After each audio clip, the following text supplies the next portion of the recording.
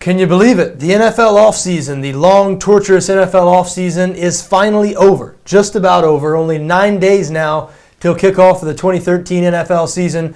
We're back with you at BETDAQ NFL. We'll try to provide you with quality NFL betting-related information all season. We hope you check back with us throughout the season. I'm going to start by talking about some futures markets. The Week 1 lines not yet up on BETDAQ, but there are some futures markets up. Specifically, I want to talk about the Super Bowl win market. Now, with a conventional bookmaker, as you know, Super Bowl futures bets are really the definition of a long shot. You know, guy goes out to Vegas, puts his $20 down on his favorite team at 45-1 odds, holds on to the ticket all year. Of course, seldom ever wins. But as you know, with the exchange, these future markets are a little different. The prices change throughout the year, so you can pick out 2 or 3 teams now that you think are going to do better than the general public thinks they're going to do, and you'll see that price change. If you're right, if they get off to a good start, you can buy out of your bet, guarantee yourself a profit. So I recommend getting involved in a couple of these bets if you see a couple you like. There are a couple I like.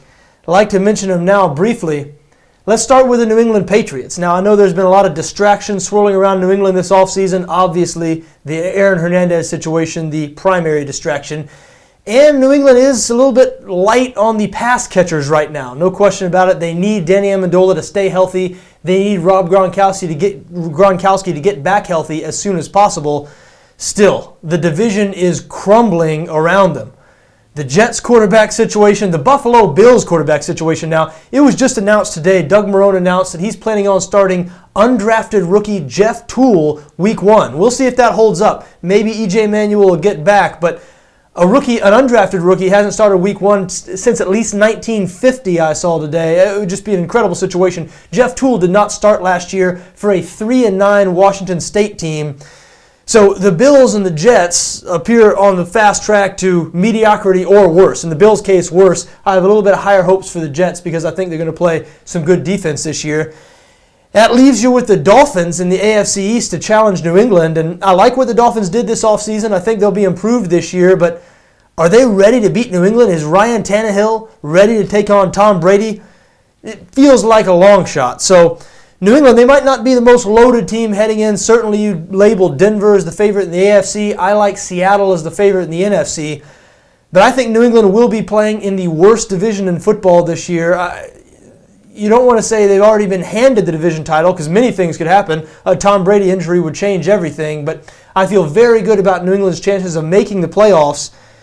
And so 9-1, a pretty fair price. If they make the playoffs, lock up a bye in the first round, they have to win a couple of playoff games and then they're in the Super Bowl. I know it's not that easy, certainly, but in looking at the favorites and looking at all the teams with the short odds, I like New England at 9-1 the best. But, you know, I don't really care for the short odds with bets like this, even though, as we mentioned with the exchange, it's not just like you bet on a 30-1 team and hold your ticket and hope. The lines move so you can guarantee yourself a profit if some good things happen to you.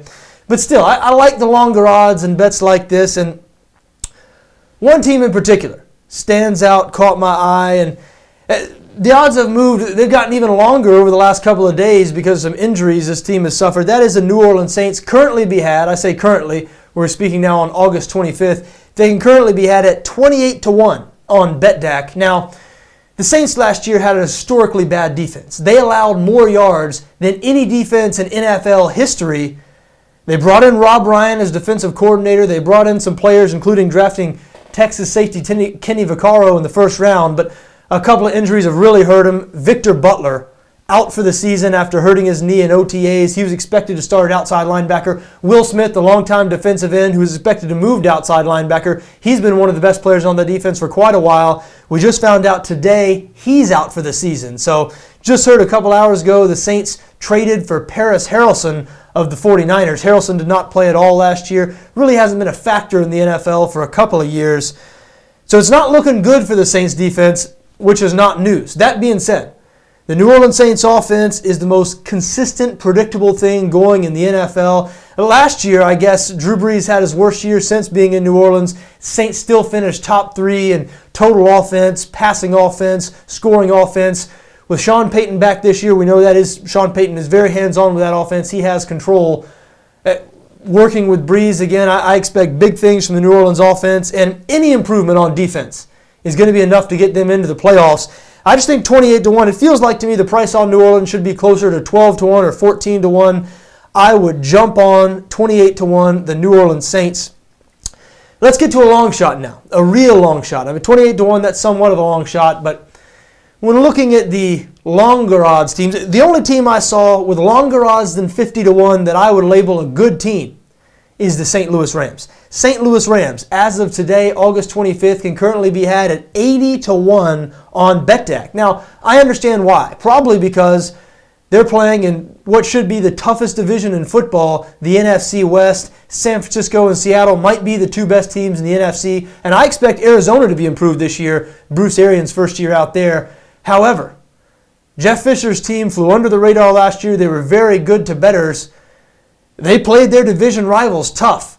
They've improved their personnel on the offensive side of the ball this year. They had a good defense last year. They're going to be better on defense this year. I guess the skill position talent is still a little bit of a question. Tavon Austin, the rookie, we're going to see plenty of him. I think Jared Cook, the tight end they picked up from the Tennessee Titans, he'll be used more like a wide receiver than a tight end. I look for him to be one of Bradford's go-to guys. I mean, the entire receiving corps was gutted. Amendola, Brandon Gibson, the starters, no longer there.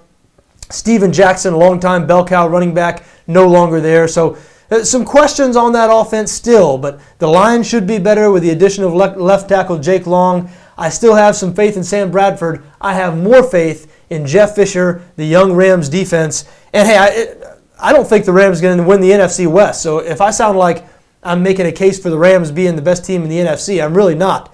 I am making a case for you to get involved, get on the Rams at 80-1. They're too good a team for those kind of odds. Now, those are the three bets I like. The three bets I like to back. Now, last year I didn't really get into too much lay stuff because I'm not very familiar with exchange betting, or at least I wasn't heading into the year last year. Unfortunately, it is not legal where I live in the United States yet now. However, I've learned a little bit about it, and one of the beautiful parts of the exchange is you can lay teams, you can bet on teams to lose. And when I look over these teams, I saw a team that I think is a nice price at a lay, and that is San Francisco. The San Francisco 49ers, you can lay them at 9-1 right now on BETDAQ. Now look, I just got finished saying San Francisco might be one of the best two teams in the NFC, and they might be. However, I think the 49ers are due for a slight step back this year. Hey, I know it's risky saying it. They've just been great ever since Jim Harbaugh took over there, but the injuries they sustained on offense, the Michael Crabtree injury, you can't sell that short. Crabtree not only was he Kaepernick's favorite receiver last year, he seemed to be the only receiver that Kaepernick was really comfortable going to. And now they've got it to where Anquan Bolden is going to be their number one receiver, while Bolden has been a great player throughout his career, struggles to get open. I know people are saying, what does that matter? It seems like you can throw the ball to Bolden when somebody's blanketing him and he still comes down with the catch. But I'm not sure how it's going to work with Anquan Bolden as their number one receiver. Marlon Moore might be a starting wide receiver in San Francisco this year. I just think that puts a little bit too much pressure on Kaepernick. Kaepernick had a great year last year. He's not a prototypical drop-back passer. A lot like RG3, he uses his legs to sort of open up the rest of his game. And with a diminished receiving core, I'm just not sure Kaepernick's going to have as easy a go of it this year as he did over the second half of last season. Now, I know the Niners have the great defense. They will be a little worse in the secondary after losing Deshaun Goldson, I believe. Listen, I think they're going to be a really good team. I think they'll probably make the playoffs. I do not think they're going to be one of the best 3 or 4 teams in the league. I think laying the San Francisco 49ers at a price of 9-1 is a good idea.